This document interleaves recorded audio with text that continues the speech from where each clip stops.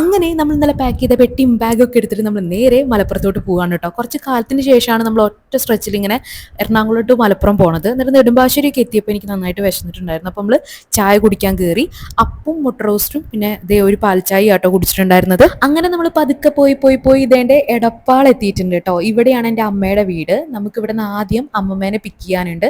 അതിനു മുമ്പ് അമ്മായി അടിപൊളി ഊണ് റെഡിയാക്കിയിട്ടുണ്ടായിരുന്നു. ചക്ക ഉപ്പേരി, ഓംലെറ്റ്, മീൻ വറുത്തത്, മീൻ കറി, പിന്നെ അച്ചാറ്, പുളിയിഞ്ചി, അങ്ങനെ ഇതെല്ലാം കൂടി കൂട്ടി ഊണ് കഴിച്ചിട്ട് അമ്മമ്മേനെ പിക്ക് ചെയ്ത് നമ്മൾ പിന്നെ നേരെ പിള്ളേരുടെ അടുത്തേക്കാട്ടോ പോയത്.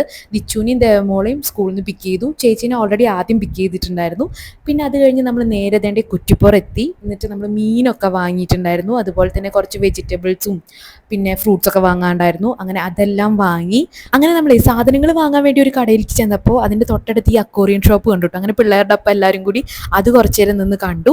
ആൻഡ് നമ്മളെ കാളവിടെ എത്തിയിട്ടുണ്ട് കേട്ടോ. ഇനി ഇന്ന് രാത്രിയാണ് കാള കല്യാണം. ഇതിൻ്റെ തൊട്ടടുത്തായിട്ടാണ് കേട്ടോ എൻ്റെ വീട്. അങ്ങനെ വീടെത്തിയിട്ടുണ്ട്.